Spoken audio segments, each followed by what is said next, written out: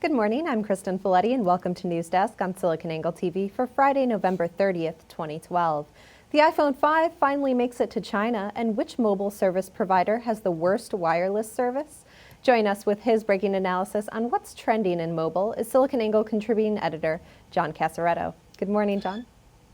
Good morning. Apple's iPhone 5 has received the green light from Chinese regulators, paving the way for a highly anticipated December debut. China is Apple's second largest market, and as Chinese fans are eagerly awaiting the release of iPhone 5. So, John, do you think Apple has been impacted by the lack of the new model in the Chinese market? Yeah, there's been a lot of anticipation, and you pretty much nailed it. A lot of people are waiting for that phone, and it's caused an impact for them. Their market share by a report from IDC says that it is basically cut in half in the second quarter. Many people holding out for the latest model. And possibly switching brands, a lot of data behind that as well. So it's it's something that's been anticipated, and it's something that's needed. Apple needed to get this thing going in the Chinese market as soon as possible. Which models are going to be available for Chinese users? Well, much like us, they've got a number of major networks. So they've got a couple of phones, the WCDMA model and the CDMA models, and they've got their designations. The WCDMA is A1429, CDMA is the A1442. Much like the phones here, they probably look exactly the same. They're just tuned to different networks. So it's two models, and they'll both be available. Here in the U.S., the latest iPhone 5 news is that consumers can buy them unlocked and contract-free. Can you give us more details about the unlocked iPhone 5? How much are they pricing them for? Yeah, they've got a range of prices, and of course, when you have a unlocked phone, the price is a lot higher than what people are used to because the phone's not subsidized. So, with the black and white iPhone 5s becoming available later this week, they're saying that prices are going to be $649 for the 16 gig, $749 for 32, and $849 for 64 gig. With these unlocked phones, are there any sort of limitations on the phones as far as what carriers they work on? Right, as we alluded before, that there's there's different networks and things like that to consider. So these particular phones are GSM only. It means that they support AT&T and T-Mobile in the U.S., but not on CDMA. So none of the major phone carriers like Verizon and things like that, these unlocked phones are strictly will strictly only work on AT&T and T-Mobile. When consumers get their hands on these unlocked iPhone 5s? They're saying that perhaps as early as today, later this week today. I'm not sure what time today, but and there's also a bit of a restriction, and there's a limit at 2 per customer, and the shipping time is about a week. So, with unlocked phones, it's it's an interesting thing why people would do that. That basically to escape long-term contracts and things like that. So, I think that there'll be a lot of people that'll move to do this because iPhone is on a yearly update schedule, releasing new phones and new updates, but the contracts are at 2 years, so we'll see a lot of people potentially buying a lot of these phones today. It's interesting that you mentioned T-Mobile as one of the carriers for the iPhone 5 because although the unlocked versions are supported on T-Mobile's network, T-Mobile itself doesn't yet sell the iPhone. Are there any indications that that could be changing? There's been a number of analysts that have said that there's a lot of speculation that's heightening, I believe was the word. And, there's been some indications that they've been preparing for this kind of thing. They've been beefing up their high-speed network over, the last year. And got 10 metropolitan areas that have, beefed up their download speeds. And it would appear that they would have to do that to be prepared for an iPhone release. In the past, why has T-Mobile stayed away from selling the iPhone? Well, it appeared that they were potentially trying to, waiting for this proposed acquisition from AT&T, which was rejected by the Department of Justice, in the last year. So, I think that they were just kind of waiting for that unification of the two companies, or assuming that that would take place and be approved, and not be something that they would have to do independently. So I think that that's really been the reason behind staying away from selling the iPhone. They had also mentioned that they wanted to make sure that the numbers and it made logistical sense from a business point of view, and it does.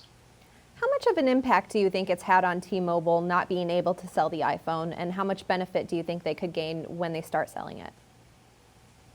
It's had a tremendous impact. They've been losing customers to this, and they've got a nice lineup of phones and things like that. But the iPhone is the phone that a lot of people are looking for, and it really says we belong, and we've got this very common and very popular phone in our lineup, and we offer that. And I think that for the future, for the near future, having the iPhone featuring that on their network, it'll be a boon to their short-term sales, and going forward, having a full spectrum of phones, including the iPhone, will just be a bigger benefit for them. T-Mobile was ranked second to last in a survey that Consumer Reports performs every year on some 60,000 cell phone subscribers to find out which service providers are the best and worst. Can you tell us which providers were on the top and bottom of the list, John? Yeah, it was interesting in that there was a interesting spread there in that report. A lot of the small carriers were very much near the top, with the top being Consumer Cellular, which is a very small carrier. So they were first, and AT&T and all the bigger companies were at the bottom, with AT&T being at it was dead last in pretty much all the categories. So what categories did the survey cover? Yeah, they covered a whole bunch of them, but they included voice, value, text, data, support, and basically ranked everybody, on those things, with AT&T coming out worst or tied for worst in all of those categories. Although AT&T is one of the top two carriers as far as subscriber numbers, they have a history in these Consumer Reports surveys of consistently finishing last over the past few years. What do you think they're doing wrong?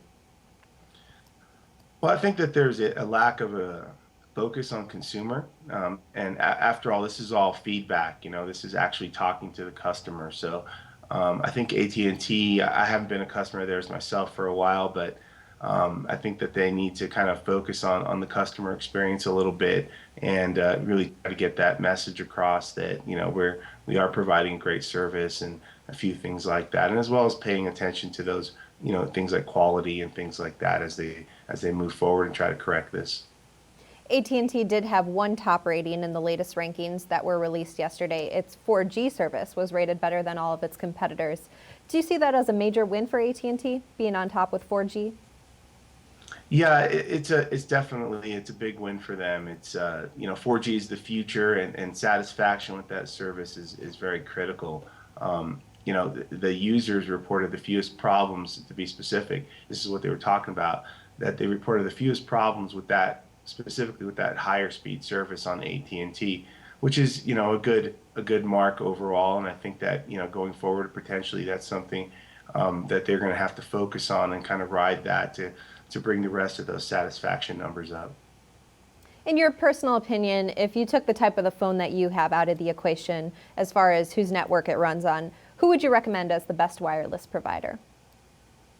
Well, I've personally been with Verizon for a while now, and for a while there, it kind of had a reputation as being the most expensive because of the quality of the service, and as well as the phones and a few different things. But it's different for everyone on what your motivation is. Personally, I've got a family, and I moved to the shared data plan, which actually worked out great for me. I was one of those unlimited customers and thought, well, I don't want to be limited, but it actually worked out better for me.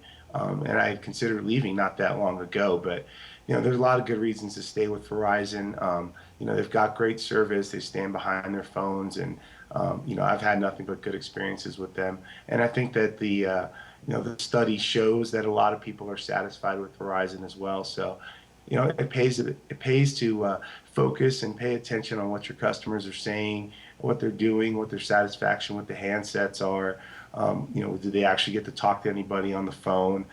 They've made a lot of those things and integrated their presence really well into all of their phones. So Verizon is a big winner in that space, and it's pretty much the best provider in my opinion. Well, John, thanks so much for your time this morning, and have a great weekend. Thank you.